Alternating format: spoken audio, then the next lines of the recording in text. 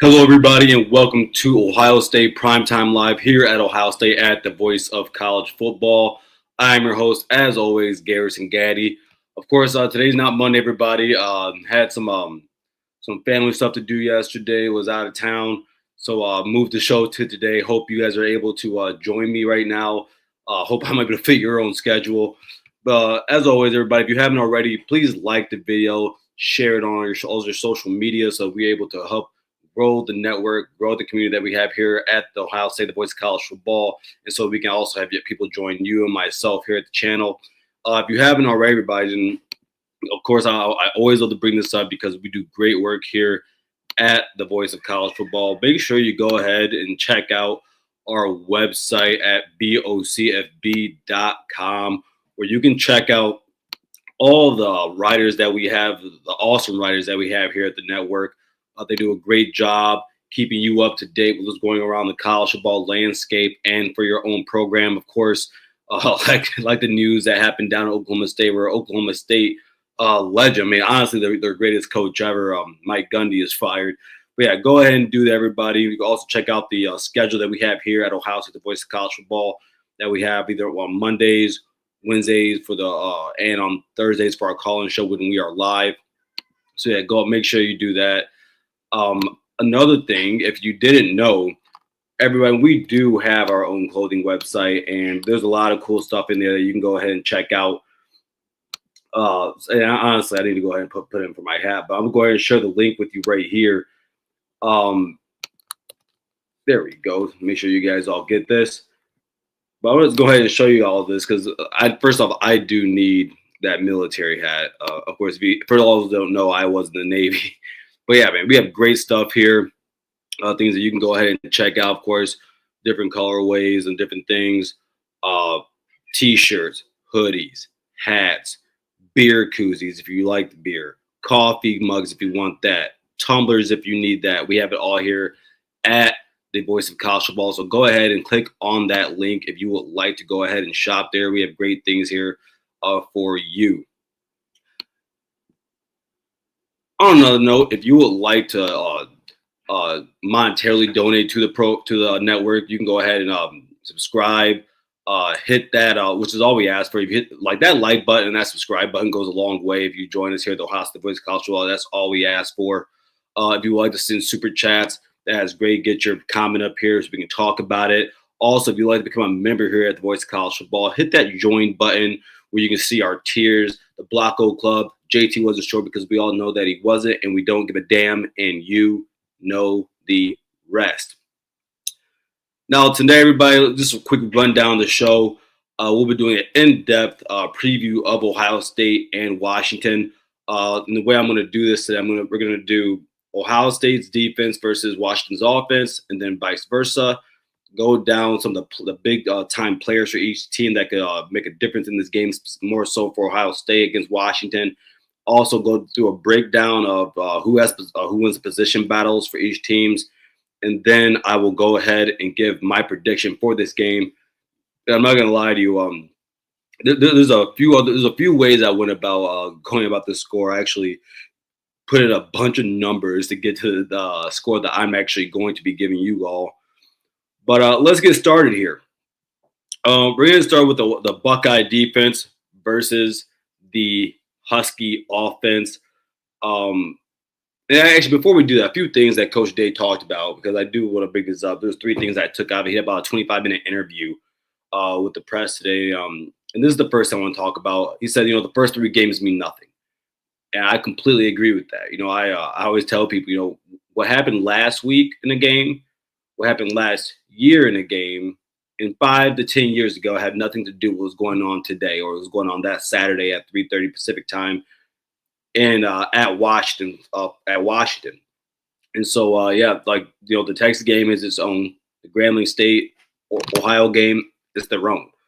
None of that has to do with what was going on when we play Washington. It's simply because these teams are completely different. Of course, you got to prepare for different things.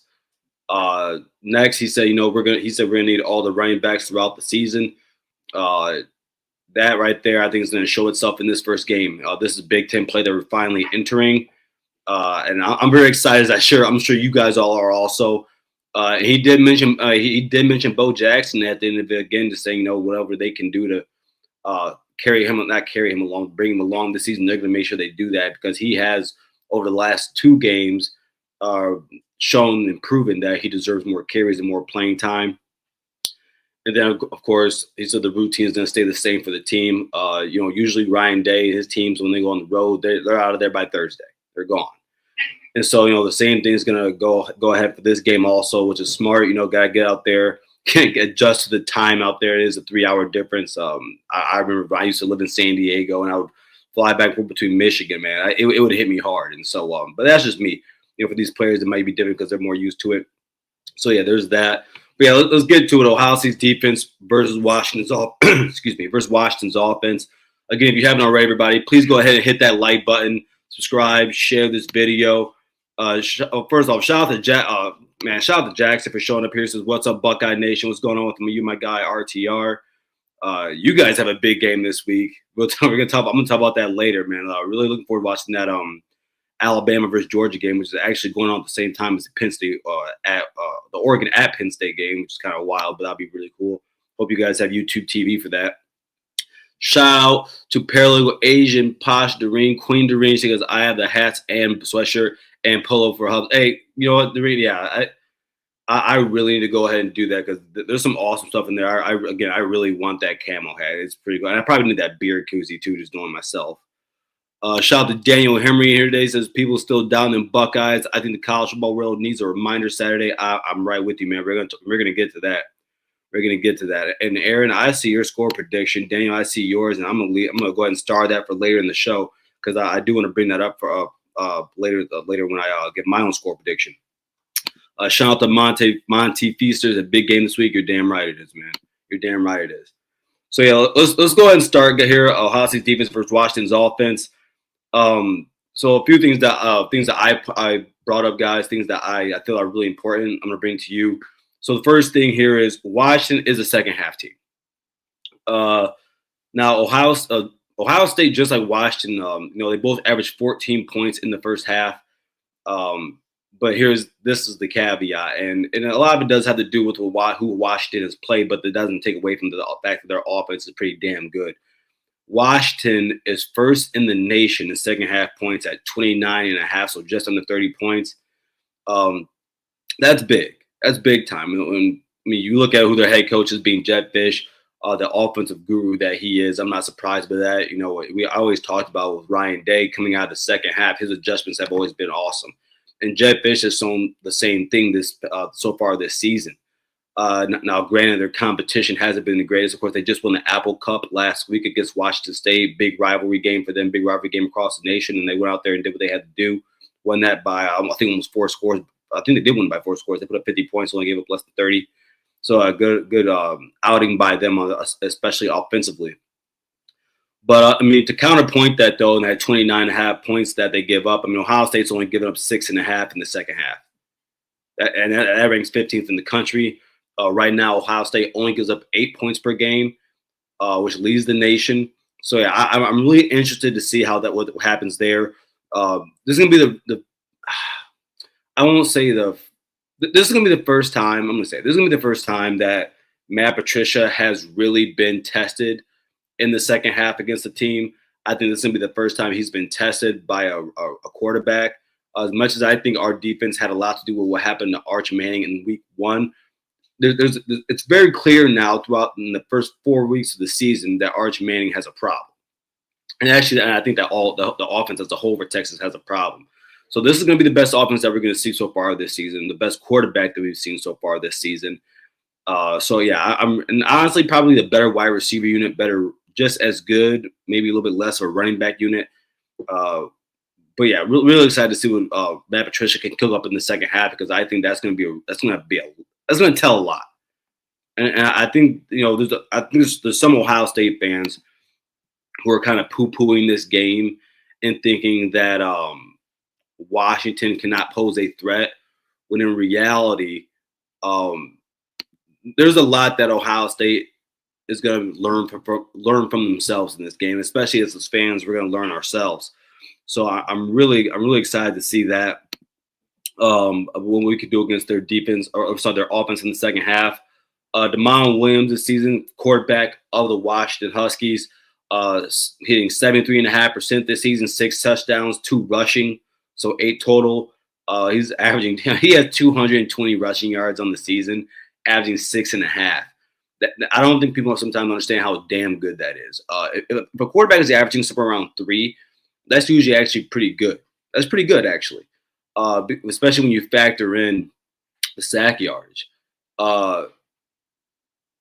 He's been sacked 6 times this season, and we're going to talk about that in a little bit here. But on top of that, he's still averaging 6.5. So that just shows how awesome and how much of a quality runner as a quarterback that he is. Jonah Coleman, 6.8 right now per carry. The running back, he's a lot. He's a lot to handle. The guy's 5'9", 230 pounds. Not a breakaway guy. Not going to make the 70-yard touchdown, but he can work you down the field. He's really tough to handle, really tough to tackle. He also has 9 touchdowns this season. Their second running back, Muhammad, 5.4 yards per carry, 2 touchdowns. So like one thing that I'm really going to be watching in this game is how well does Ohio State tackle. I mean, you got 2 big running backs that can break tackles with ease. You got a quarterback. What's funny about this is, Damon Williams is 5'11", 5'10", about 190 some pounds maybe. Everybody swore that this offseason that Julian Sand was the size that he is, so I always find that really funny. But he's really good at breaking tackles. Again, he's an effective runner. Sometimes people mistake a quarterback being fast for a quarterback being a good runner, and that's what he is. He knows how to break tackles. He can break you down to a decimal with a juke. He can spin off of you. If you go back and watch the highlights from that Washington State game in the Apple Cup, it's on display. You can watch it last year in the games that he started last year. So far this season, again, 220 yards, 6.5 per carry. It's on display for you. So Ohio State, specifically, the linebackers, Sonny Styles, Peyton Pierce, Arvell Reese, if the younger guys get in the game, guys like Riley Pettyjohn, our safeties, Caleb Downs, McLean, when they're on the field and they have a chance in open field, because it's going to happen. Damon Williams is going to get loose at some point for whether it be 10, 15 yards in this game. And when he does that, can you guys go out there and make that tackle? It's going to be very crucial, especially on third down, especially on like 3rd and 3 or 3rd and 1, 4th and 1, 3rd and 5. It's going to be it is so imperative that Ohio State goes out there, and when you get a hat there, the next guy has to follow. You cannot let these guys go out there and make plays and break tackles. So yeah, there's that. On the outside, really all you have to worry about is Denzel Boston. Again, 16 catches this year, 249 yards, really effective wide receiver, big guy, had really good at routes. I like the way he plays. Now, Ohio State, of course, in second on the outside, you're talking about Jermaine Matthews. You talk about Igbenogson. And so I think those two, you can work them one-on-one with him for most of the game. Again, Lorenzo Styles is not going to be here. So really interested to see who's going to start that nickel. I would have to imagine it's going to be true freshman. My God, Devin Sanchez. Yeah, Devin Sanchez, who starts in this game if Lorenzo is not ready to go. I'm going to say Denzel Burke. That guy is gone. But we're going to have to see what happens there. But overall, I'm not worried about Ohio State in the pass game. I think we're going to be able to sit back and let our corners do what they do, let our safeties do what they do. The second leading receiver for this team is Jonah Coleman. He's second in receptions, and he's second in receiving yards for this team. So on top of that, it's going to be important that Ohio State's linebackers and safeties, they're looking for that check down.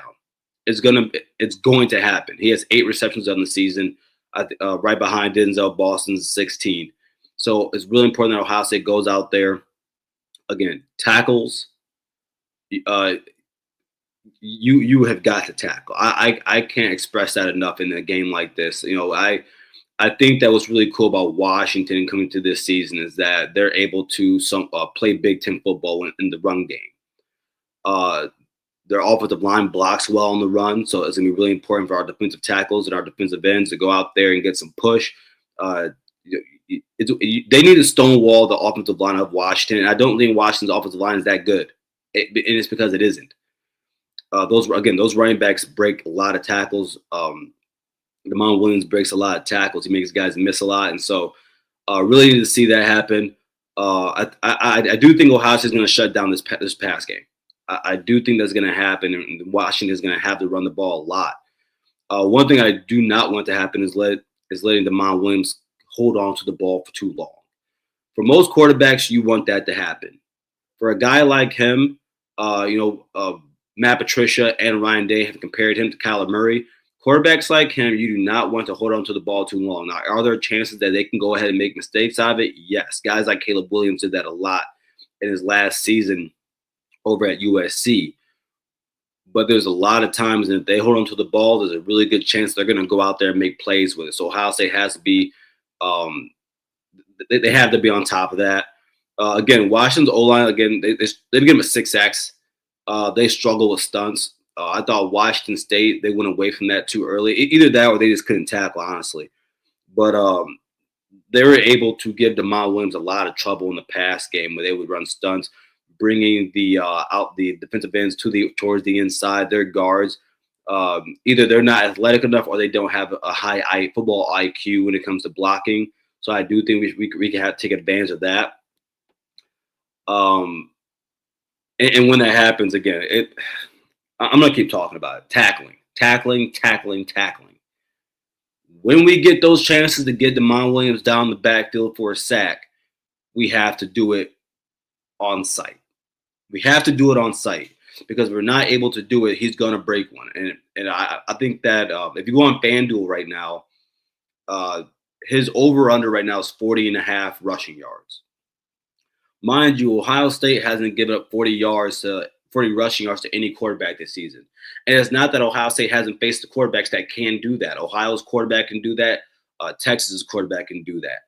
So really interested if something has to give, something has to give in that. So really, again, tackling. Probably a 15th time I've said that, but I'm going to say for the 16th, tackling. Again, on early downs, not again, but I think on early downs, that's a chance for Ohio State to go ahead and send blitzes. I'm not worried about putting our cornerbacks on islands with their wide receivers. I think that we can go ahead and sit down on them. I really believe that. Denzel Boston is a really good wide receiver. Denzel Boston is not a better wide receiver than Igbenogson and Jermaine Matthews are corners. And if you want to put him towards the end, listen, man, and if they want to put him in the nickel spot or in the slot, and then you have whether it be, I don't know if Zoe's going to be healthy, but whether it be Zoe, whether it be Sanchez, whether a guy like Bryce West gets in the game, whether you want to bring Caleb down there, I am fully comfortable with whoever has to go against Denzel Boston. I am not that afraid of him. Ohio State has everything they need in a game like this to win. Defensively, I will say. The secondary is locked down. You have freak athletes at the linebacker position, and that's one thing. I've seen a lot of I've seen some Washington fans talk about Damon Williams and him getting loose. This is the best linebacker duo and unit they are going to see all season, and I don't even think it's relatively close. I've said it before. I think Ohio State has the 2 best linebackers in the country, and I'm. If someone wanted to argue another guy, I would have no problem with that. But I really believe that this Ohio State linebacker between Sonny Styles, Arvell Reese, who I would name them the best linebacker in the country. And then even when Peyton Pierce gets on the field, baby, it's on, it's on, it's on. So really excited to see what those guys do against Damon Williams when he tries to get loose.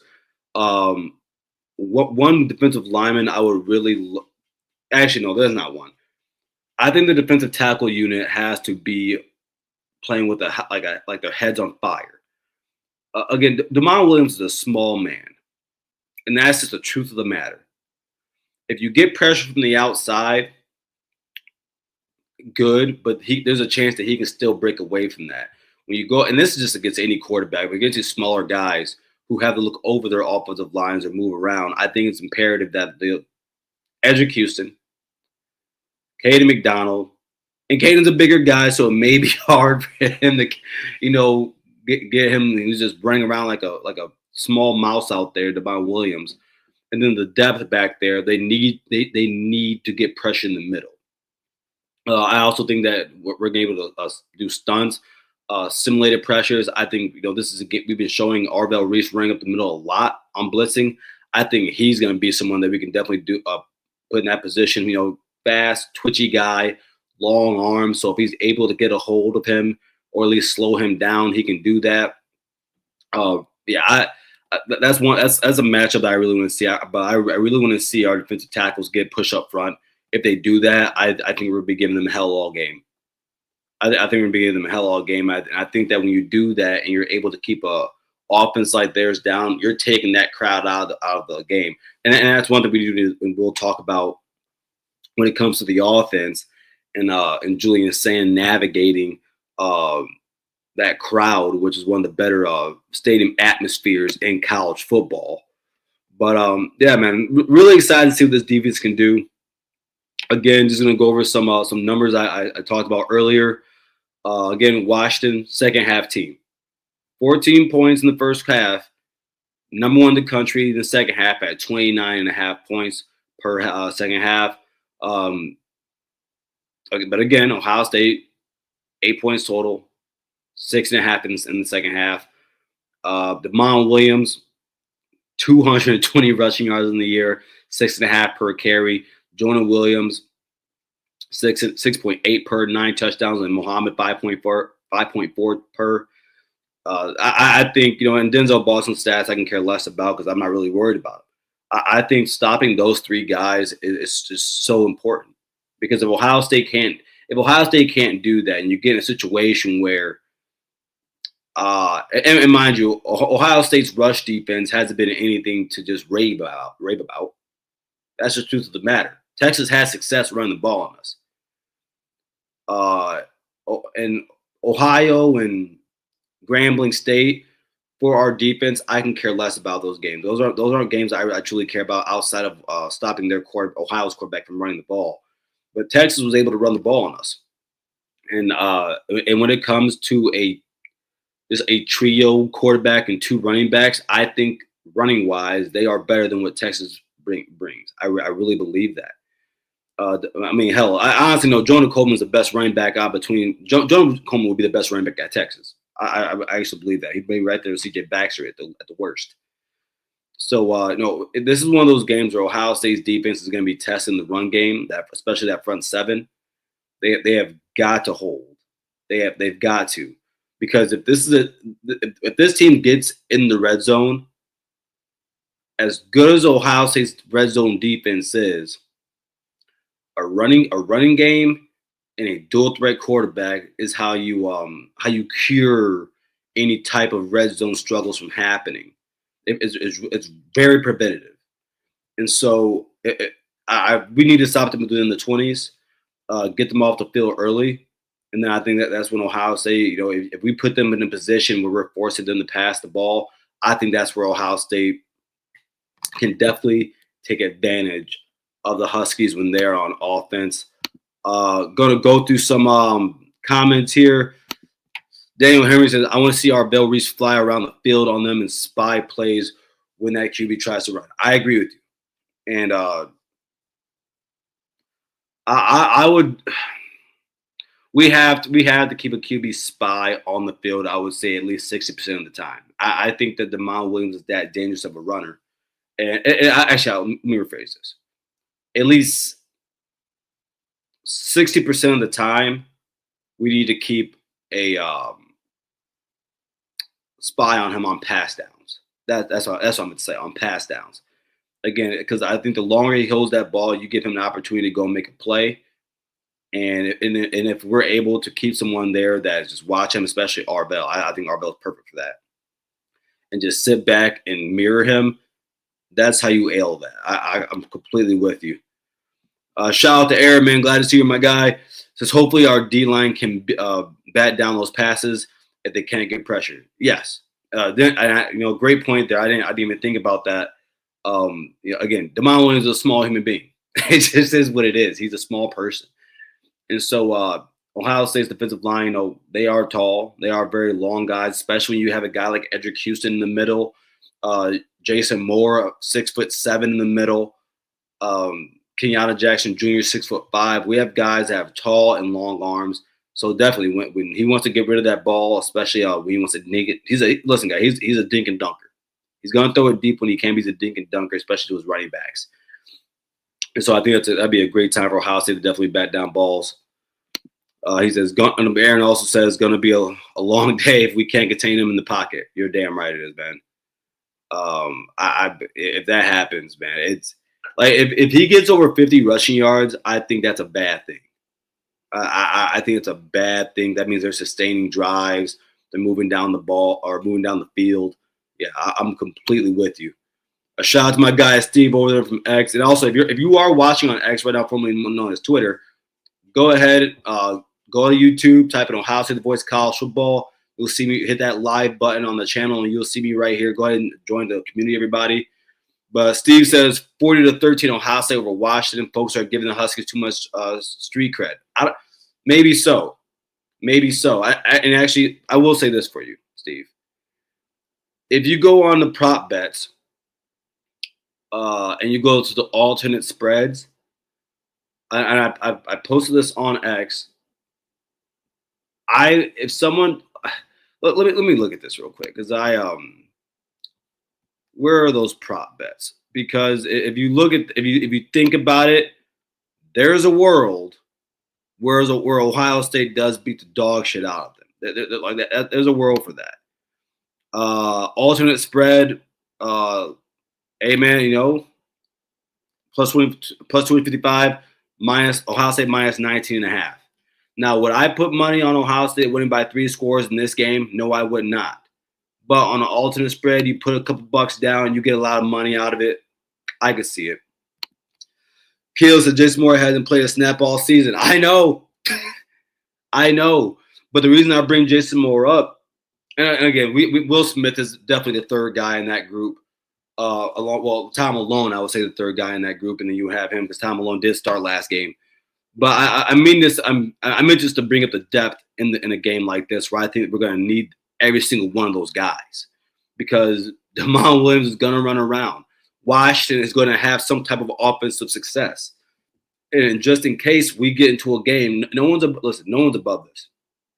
If Ohio State gets into a game where they're in a shootout, we're going to need every single one of those D tackles, every single one of them.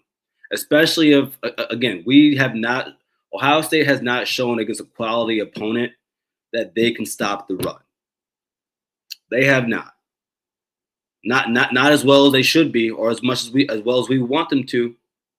So that's why I think we're just gonna need every single one of those guys. I know it's funny that I brought up Jason Moore, but I mean, listen, it's a long season. We're gonna need him. So I think in a game like this, if we're able to get him reps. If he's able to show some quality reps, thank God. Because I will tell you, I have confidence in Tom Malone, but he hasn't done it against anyone worth mentioning. I have confidence in Will Smith Jr. He hasn't done it against anybody worth mentioning. So that's the only reason why I bring up his name is just hopefully the depth can show up. I'm shocked that the line is under 10. To be honest, I am too, man. That's you're not wrong. I think a lot of people are, but I think that might be one of the worst bets you can take. I think Ohio State's going to win by more than 8. Ohio State's going to win by more than 8.5. And I'm very confident of that. And again, we're going to get to that here in the second half of the show. But before we do that, quick message here from the Voice of College Football. Get your business, product, service, or personal brand to the next level by partnering with the Voice of College Football. And let's discuss how you also can reach your target market. The Voice of College Football is a growing network with a large following, so let's find out how we can help you grow with us. Check out the experience of one of our current partners, that being Win Agency, posted here on the screen. And just like them, we are here to deliver for you. Contact us at sponsorships at vocfb.com. Again, that is sponsorships at vocfb.com today. College football is even more exciting when you've got some action on the line, and the games are even better when you're cashing in. And the Voice of College Football is the place to be to get the greatest value. Start with my picks. 75% against the money line, 58% against the spread, and I've got a 40-plus year track record. 11-0 in the college football playoff for me last year against the money line, 8-3 against the spread. And I'm just the warm-up act. Steve Merrill of Wager Talk is our ace in the hole, show stopper. 7 years with the Voice of College Football, over 30 years in the industry. Steve gives us analysis on all the big games, but you can't miss Steve's weekly under-the-radar pick. 28-12 against the spread the last 3 years. You also get picks from some of our top analysts here at the Voice of College Football, including Corey Bratta, Matt Zemek, and Steve Dace. Check out those numbers. Become a YouTube or Patreon member for just $99 per month. Go to the main channel on YouTube, click join, and then select the betting tier. Do the same thing on Patreon. Make 2025 a winner now.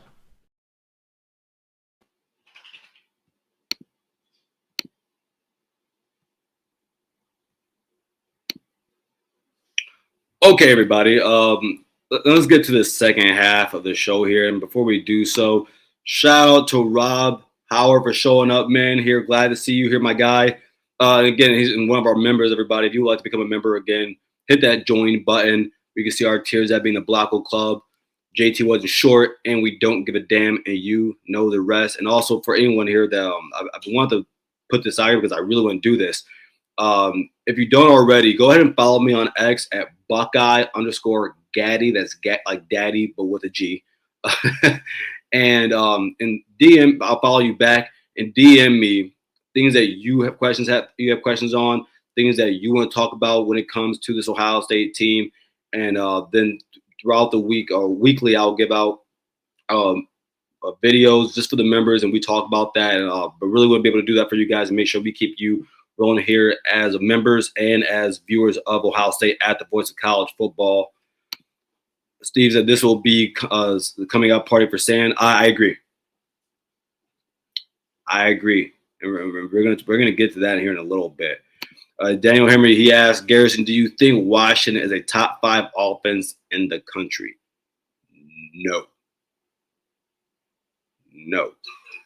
not right now. If they were to go out and score,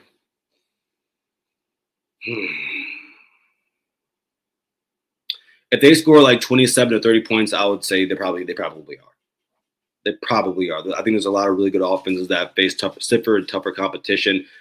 They haven't yet. I think they have one of the better run games in the country. Probably a top 5 run game, in my opinion, probably.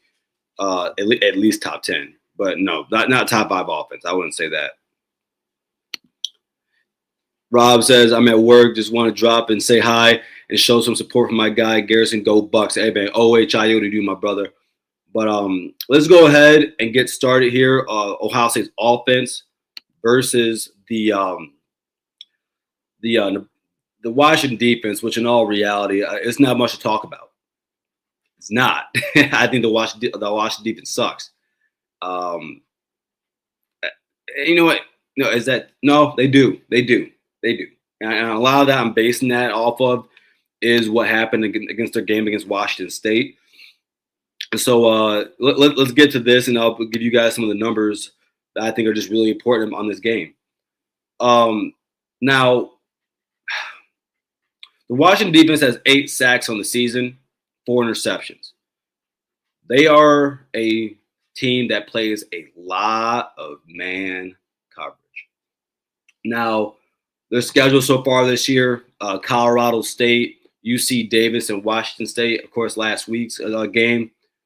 And Washington State has a pretty good offense, mind you. And, I thought that Washington State played pretty good. They put up, I think, 20-plus points on them, 24, 27, I think.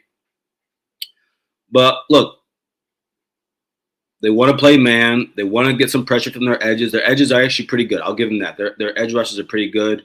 And their DNs get some good pressure. They want to create chaos in there. Now, I will say this. Washington, they haven't blitzed a lot this season. They haven't. I think they're top 5 in the country on pressure without getting pressure without blitz. They're without blitzing. So that's really impressive on their side of the ball. But again, they haven't really played anybody that would give them any pushback. And I think when they play this Ohio State offensive line, you are facing one of the top 5 offensive lines in the country. An offensive line that I think is going to be in the run for the Joe Moore Award this season. So really interested to see what happens there. Another stat here, Washington's offense, or I'm sorry, their defense, they give up the opposing quarterbacks throw for 61% against them completion percentage. The high so far this year was Washington State's quarterback. He threw 69% on them. And their quarterback on the season, he throws 70%. So they didn't really knock him off from his season average. And I think coming to this game, shout out to Steven when he said, they think it's going to be a coming out game for Julian Sand. I think the same thing. I think Julian Sand's going to go out here and throw this ball at will. Now, the corners for Washington, they're bigger guys. The type of guys that you would want against the wide receivers that Ohio State has, both wide receivers being 6'4" on the outside, and Cardinal Tate and Jeremiah Smith. I don't think that's going to matter. One thing you do not do against a Ryan Day offense is play man coverage. And I think that another player we should be watching for in this game is Brandon Ennis. I think there's a really good chance that B.I. gets open in this game a lot. He has been open in these games, and a lot of people have been critical about his play. But he has been open, and Julian Sand has missed him, especially in the red zone he missed him. And I think that's going to be a big point in this game and what Ohio State does. We're going to talk about that here in a couple seconds too. But I agree. I think Julian Sand there's a really good chance he's going to have his third straight 300-yard performance and capitalizing off of the games that he had. In the last 2 games he had against Grambling State and against Ohio. I just don't think it's just not smart to run man coverage against Ohio State. And when you do that, you're opening yourself up to big plays. I think you're opening yourself up to plenty of guys open. It's just not it's not conducive. It just isn't. And so that's just where I think that Washington loses this game. There's just no way for 4 quarters. Of course they're going to run some zone. Nobody just runs full-on man all game. But there's no way that you can consistently run that throughout a game against Ohio State or any. You can't do this against a USC. There's no way you do this throughout the whole game and expect not to give up points and give up open passes, give up big plays. Another thing that I'm interested to see. So far this season, Washington's only given up 2 yards per carry. Very impressive. And just like Ohio State's run defense, the Ohio State run offense has, against quality opponents, it has been nothing to just holler about. And that's the truth of the matter. Of course, against Ohio, we saw some great success out of all 3 running backs, especially Bo Jackson out of the last couple weeks. But week 1, it was a struggle. Now, Washington does not have Texas defense. It doesn't have their defensive line. It doesn't have that front 7. But so far this season, they have been great against the run. So we're going to see what gives there. This is a game where Ohio State has they can prove a lot. Like I said earlier in the show. Again, Washington should be a top 25 team, and it's wrong that they're not right now. But I really believe that in a game like this, it's still Big Ten play. It's your first Big Ten game of the year. Julian Sands on the road, and one of the more hostile stadiums in college football. You got to be able to run the ball in a game like this. As much as I believe that we can go out there and beat their man coverage, that you still got to run. You still have to, especially when it comes down to shortening the game, which I believe in a game like this, you want to shorten it because for Washington, they would love to get in a shootout. They wouldn't mind it. Because if they're getting in a shootout, they know that they have your defense on their heels. And I don't expect to see Ohio State's defense on their heels.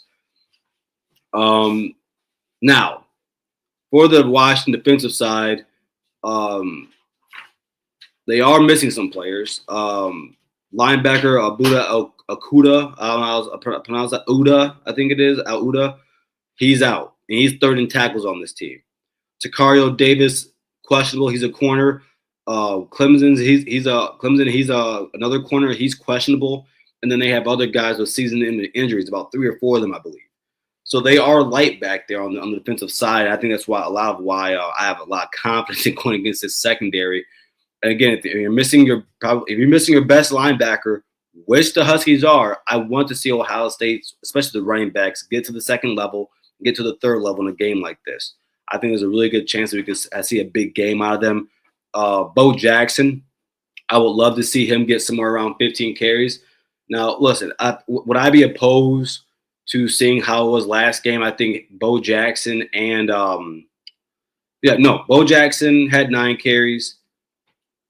James Peoples had 9 carries, and I believe C.J. Donaldson had 5. If they want to ride the hot hand, I'm fine with that. But I do want to see Bo Jackson given the chance to go out there in a Big Ten game like this. He hasn't put the ball on the ground. He's shown that he can pass, protect. Ryan Day said he's checked all those boxes. If that's the case, and it's clear that he's the best runner as a running back on this team, I want to see him on the field. That's as simple as I can make it. He needs to be on this field, especially going into Big Ten play. Something I actually want to bring up here when it comes to I want to go back to the defensive ends for Washington. Edge rusher and defensive end Lane and Ward have 7 tackles for losses on the season. And again, I want to emphasize this because the run defense and run game have not been anything to just gloat about. We need our offensive tackles, and we need our tight ends to block in this game. I do believe we have 2 of the best pair of offensive tackles in the country, especially in the run game for Phillip Daniels. What a surprise he's been. Very glad that he's been as elite as he's been. Probably the best offensive lineman at Ohio State right now through the first 3 games of the season. The tight ends, Kazmarek,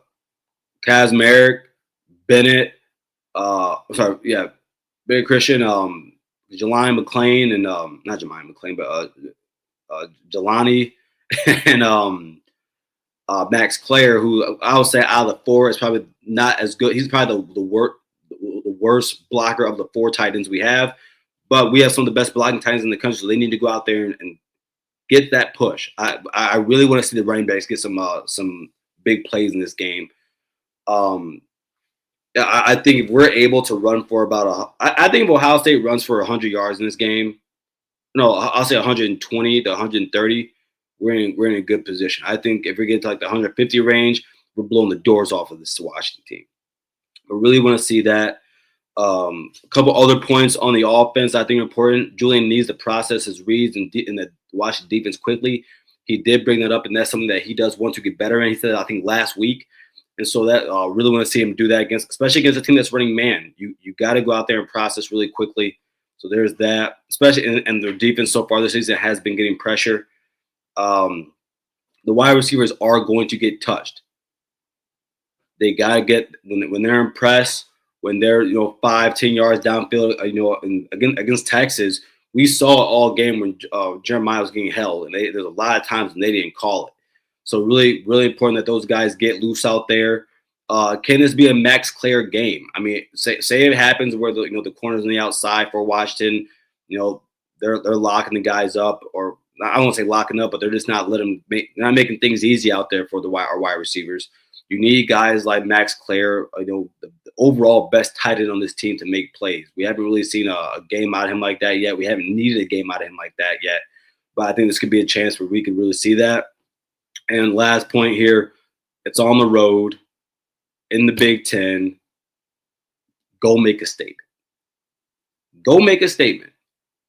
I think this is a great chance for Ohio State to go do that. And if they're able to, man, will that do wonders, especially for Julius Sands, the quarterback, as the young quarterback for this team. I think it does wonders for him going throughout the season. Not many places we're going to go to this season that have him. This is probably the most hostile environment we're going to see all season, outside of what happens at the end of the year in Ann Arbor.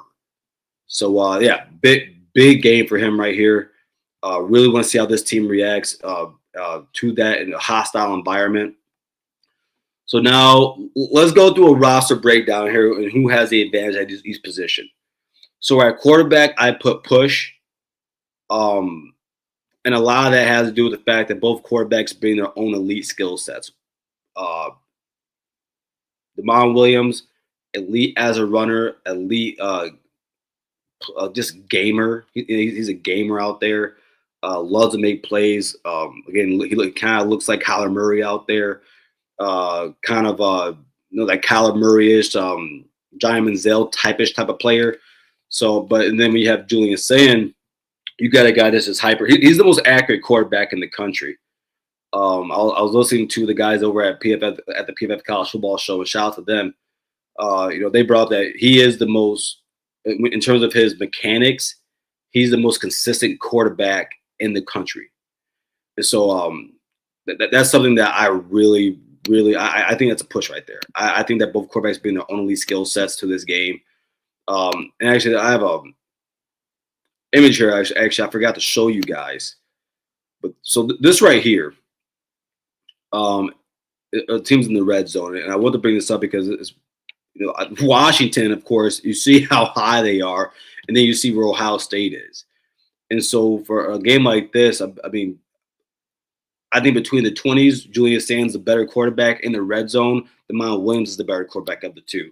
So I think this is really interesting to see. Both these quarterbacks are two of the best in the nation. Something else to bring up, Julius Sand in the composite was a number 1 quarterback in their class. Damon Williams, I think, was the number 12 quarterback.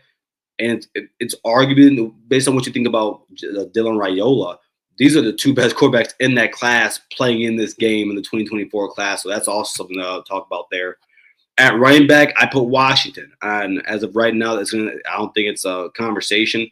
Their running backs have been better from top to bottom than ours have. Wide receiver, tight end, offensive line, Ohio State. And then all the way through the board from D-line to safety, linebacker, cornerback, Ohio State. It's clearly Ohio State. I don't think there's an argument to be had there. And so, I'll get to my prediction right now then. I have Ohio State winning this game 30-20. Now, a lot of this also has to do with I went through a somewhat special way of going about picking this score. Whether I went through, time of possession. I went through plays per game for each team, plays given up for each team, points per play, all that good stuff. But this is the score I came up with. I think Ohio State's going to jump on them in the second half. In the first half. I think that's going to happen. I think in the second half, Washington gets some points. Whether it be 10, whether it be 7, and because I actually let me backtrack. I think Ohio State's going to blow the doors off in the second half. That's what I think is going to happen because I forgot about some of my bets that I made, and I gotta be consistent here. I can't lie to you guys because I do think Washington is going to cover. I think it's right now per FanDuel, it's over under 10.5. I think they're going to cover that 10.5. I think they get 14 or 13 points, and they average 14 points per half in the first half per game. But I think Ohio State, at the end of the game, they run the ball really well. I think we're able to close them out and we're able to secure a 30-20 lead. I've seen some people, say that they think Washington get the 30 points. There's no way in God's green earth they get the 30 points. And if Washington gets the 30 points, then this is going to be a very close game. I don't see it. I think it's a commanding 30 to 20 point game. I think Ohio State is able to pass at will. I think they're going to be able in the second half to run at will. I think in the first half, our run game is going to have a little bit of a struggle. But I think towards the second half, we start to lean on them and go away with the game. So, yeah, that's my score prediction. Go ahead, the bomb guys. Let me know what your score prediction is. Look, Aaron, again, like I know you probably disagree, but the reason I have 30 to 20 is that I think like it's on the road. It's Julian Stan's first game. I think there's going to be some times in this game where we have some penalties. There's going to be some time in this game, or I'm talking about on the offensive line. There's going to be some times in this game where per what we've seen over the season, Ohio State, I want to say Ohio State, Julian Stan has struggled in the red zone. I expect I see different. I expect that to happen. I haven't seen our run game do anything against a quality opponent yet. I have to see it in this game, and I haven't. And right now, they give up 2 yards per carry. There's a lot of things that I'm factoring in on this, and so that's why I have the score the way I have it. And again, would I be surprised if Ohio State were to score more than 30 points? Not at all. I wouldn't be. But I'm also trying to factor in some of the things that you might not think about, right? So that's why I have that. And again, until I see better out of our run game, and the run game coincides with the red zone struggles, it's hard for me to see our team doing that. And again, right now, it's Big Ten play, man. It's still Big Ten play. If I'm wrong, I will happily be wrong. Happily. But I'm going to read off some of the scores right here. My guy, Aaron, he has 45 to 16. And I wouldn't – would I be surprised in that? No, because look, I have 30 to 20. I'm just factoring in another touchdown basically here. So, and what, two less touchdowns? Yeah, so we'll see. We'll see. We'll see. Again, Aaron, if you're right, I'm going to shout you out. I'm going to give you a proverbial hug and say, my boy was right. We have 45 to 16 from Aaron. Daniel Henry says 45 to 24 Ohio State. Washington offense will make some plays. And that's exactly how I feel. So get on him. Get on him. Maybe, maybe he's actually more mad about the amount of points I have Ohio State scoring. I think you guys have more line of thinking there. But yeah, not mad about that at all. Shout out to my guy, Daniel Berry Sports Highlights, man. He sends a beer. Oh, you know what? Well, empty. But shout out to you, man. Glad to have you in here for the show. Glad again, if you haven't already, please go ahead and hit that like button for all of us in here. Again, let's help grow the community here at Ohio State Voice College Football. Let me see. Yeah, the Aaron Washington State should have had 30 plus points on them. Yeah, I agree. Washington State. I mean, their offense is actually pretty good. I like what their quarterback showed in that game. But when you have 2 turnovers, you can't win that way. And so that's exactly what I exactly agree with you on that one. Daniel Henry says we've been waiting on Brandon Ennis to make plays this year. I believe he will make a play or 2 this week. I think so too. I think he's going to have his chances with how they want to play with man to man. How I think they're going to focus on Jeremiah and Cardinal on the outside. So yeah, I'm right with you. The Aaron says not gonna lie, Washington defense looks very Pillsbury doish. Because it is, but they only give up 2 yards per carry. Like I know, like our perception of their pass defense sucks, but they don't give up anything in the run game. And so that's why I'm really interested in seeing what happens in this game. Like, it's going to be very, very interesting. Yep, exactly. That's what I'm going to do. I'm going to give a bunch of hugs right there. My goodness, my cats are going at it right now. Where's my dog at to stop this? But yeah, I agree with you guys on that. Now let's get to the rest of the show here, everybody. Last topic of the show here. We're gonna these are some of my locks of the week, and again, this everybody's presented by FanDuel. And check out our affiliates over at Novik also. Want to let you guys in on this. Go ahead and copy our link right there below, and I'll go ahead and put the link below. So if you guys want to go ahead check out Novik, where you guys go ahead and check out what they do there. And when it comes to betting, if you're in any of these states, you can do it. Now, of course, I can't because where I live, but don't worry about me. I have other ways. I have other ways of making these things happen. And so, yeah, go ahead and do that. Of course, participants must be 21 or older. If you have a gambling problem, call 1-800-GAMBLER. Just we'll point that out there. You know, if anybody has a gambling problem, guys, you got to make sure you go ahead and do that. But let's go ahead here and get some of my bets this week that I think are or some of my bets I think are pretty much locks. I don't think there's any way that these lose. If I'm wrong, you come back next week, and I promise I'll win you. I personally will try and win it back for you. But let's start here with Florida State at Virginia. Now, Virginia is getting a lot of love right now with that -6.5 or that 6.5 spread. I'm not sure why. So I'm taking Florida State with the 6.5. I mean, UVA, they're 3-1. They beat Stanford 48-20, and they lost to NC State 35-31. That NC State win or loss is looking worse, or win doesn't look as good. I'm sorry, loss doesn't look as good as it was a few weeks ago now. And a loss is a loss and as bad as it is already. So I'm going to take Florida State also because I think Florida State's one of the top 5 teams in the country. I think Florida State is like that damn good. So I can't wait to see what they do on this field against Virginia. But yeah, Florida State, 6.5 there. Notre Dame at Arkansas, over 64.5. Arkansas so far has given up 66 points in their last 2 games, and Notre Dame is giving up 31 points per game. That screams over to me. I think it's going to happen. You know, the weather's going to be nice over there down in Arkansas.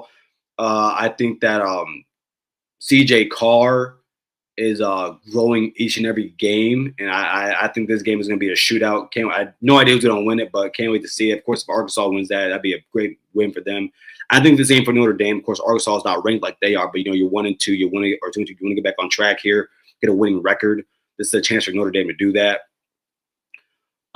Syracuse at Duke. I'm taking the over 59.5. Both defenses suck. And that's as plain as I can put it for you. Both defenses are ass.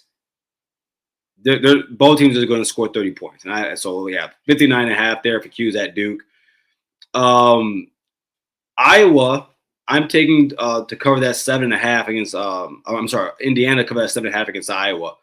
I think Indiana is that good. You know, the easy thing to do with Illinois is just say, oh, they're terrible. That's why they got beat like that. Do I think if those two teams played 10 times between Indiana and Illinois, that game would turn out the same way every single time? No. Don't think that one bit. But Indiana went out there and did that. Iowa's not a bad team. Iowa's a decent to good team. But I think that IU's defense is really good. I think their run game is run defense is really good. Now, per PFF, Iowa does have the best offensive line in the country right now. I think all of them are scoring over an 84.5 on their rating, but I don't think that's going to matter. I think that Iowa or Indiana runs away with this game, and I think they do it fast. And I think they do it by a lot of points. That 7.5 is not enough points, and it's also not nighttime at Kinnick. So, yeah, give me Indiana, my 7.5 there. And then my last one, Minnesota minus 5.5 versus Rutgers. The Rutgers defense sucks, which is really, really interesting to me about this season because usually I think you can kind of lean on Rutgers having a good defense. And mind you, their offense hasn't been that bad this year. It's been actually pretty good, especially with their quarterback play. But I think Minnesota has better quarterback play. I think Minnesota has a better run defense. I think Minnesota has a really good defense that's going to be able to stop Rutgers from doing anything that they want to do. So, yeah, go ahead and give me that Minnesota minus 5.5 against Rutgers. So, yeah, those are my 5 of the week, everybody. Again, Florida State, 6.5. Lay the 6.5 against Virginia. Notre Dame at Arkansas, over 64.5. Syracuse at Duke, over 59.5. Indiana take that 7.5 against Iowa. And then Minnesota covers that 5.5 at Rutgers. And then just right here, go through some big games throughout the week that are showing up. Let's actually first off, let's get here, man. We got the best comedian out. My man, head of the table, Don says my YNG. Hey man, what's going on, man? Hey Don, man, glad to have you in here, head of the table. Glad that you can. Thanks for the $1.99, my brother. Always love the fact that you support this channel and also get the comedic relief by shitting on me. my man Jordan, man. Glad to have you in here, brother. Hey, congrats on your guys' win last week against Nebraska. Big time win right there. I think Nebraska is a good team that finishes at the worst 8 wins of the season. So that was a big game for you guys right there. Shout out to Jam, the Honorable Jam. I'm late. Hey, Garrison Jam. Good to see you here, my friend. As always. Don with the other 99. G Money. Why do you talk like a sock puppet? I don't know. I don't even know what that means. That's actually really funny though. I explain what you mean. It might be right now because I'm stuffed and it's allergy season, but no idea. That's funny. I mean, it's probably because you know what? Probably because my mic was right there. Does that sound better? Probably because I just noticed my mic was down there. But yeah, that's probably why. Yes. That's probably why. I think I just figured it out. That's hilarious. Oh man, no, yeah, we always laugh, man. We always laugh. Oh man, but yeah. Let's talk about some of these big games going on throughout the week. Let's start with the Big Ten. USC at Illinois, of course. Illinois coming off of a very tough loss, but no, I think USC is definitely going to handle that. I think Illinois. I think they don't play as bad as they did last week, but I do think that USC comes out of this game with the win. I think they do it pretty comfortably, if you ask me. The biggest Big Ten game of the week, Oregon at Penn State. Give me Oregon in that. Now, I do think people have been a little low on Penn State for no apparent reason. They are still blowing the doors off of the teams they play. But I think that Oregon has a lot of things that they don't have. I think you can get bigger plays from Oregon. I think in a game like that, this is where you differentiate.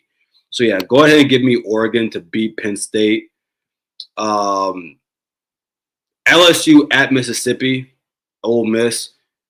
Give me LSU in that. I think LSU's offense gets back on track a little bit, especially against a Mississippi defense that's not all that great. They're pretty decent, pretty good. But give me LSU in that. And plus, I think LSU defense is really, really good. And shout out to Trinidad over there, the quarterback from Ferris State, over where I live, on the side state where I live. So shout out to him. He's going to be starting this week. Auburn at Texas A&M. Texas A&M. I think that they're just more talented than Auburn. And then Bama at UGA. I think UGA is going to stump a mud hole in Bama. I think Bama has been playing better throughout the weeks, but I think they get a comfortable 10 to 15 point win in this. I really like what UGA is bringing on this season, and they're much better than what I thought they were going to be. Head of the table, Don B says, you talk like Jim Hanson's hand is controlling your mouth. Kermit Frog head ass.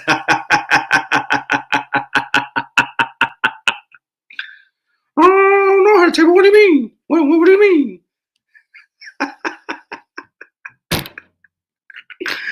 Oh man, I can't even be mad, man. That's funny. Oh man, never be afraid. Hey, everybody, one of the biggest things I've always been a fan of. Never be afraid to laugh at yourself. That's hilarious. That's hilarious. Oh man, head of table. Man, he says, "No, it's all love, bro." Oh man, that's my man, bro. That's my man. Oh man, but again, everybody. Thank you again for showing up to Ohio State Primetime Live Show again. It's Tuesday, but we'll usually be on Mondays at 7 p.m. per usual. Again, you can catch me on Thursdays at 7 for the call-in show. Please call in. Give your questions in the chat. I'll, of course, put them to the side, star them so that we can talk about anything you guys want to talk about. Also on Wednesday, make sure you show up tomorrow at 7:30 p.m. for the world-famous Buckeyes show. with Mike and Terry. Again, if you would like to become a member, hit that join button there on the bottom. You can see our tiers. Block O Club, JT wasn't short, and we don't give a damn. You know the rest. Shout out to all of our members that are part of this channel. Truly appreciate you guys and what you do. If you want to become a member, or if you already are a member, go ahead, hit that join button, and then go ahead and follow me on X at Buckeye_Gaddy. DM me anything you would like to talk about, topics that are on your mind. I'll do short segments throughout the week on that for all of our viewers and all of our members. But to make sure that we keep you being a part of this network and part of this channel that we have here at Ohio State Voice of College Football. Again, hit that like button, hit up in the comments, share, subscribe, and as always, OH, IO.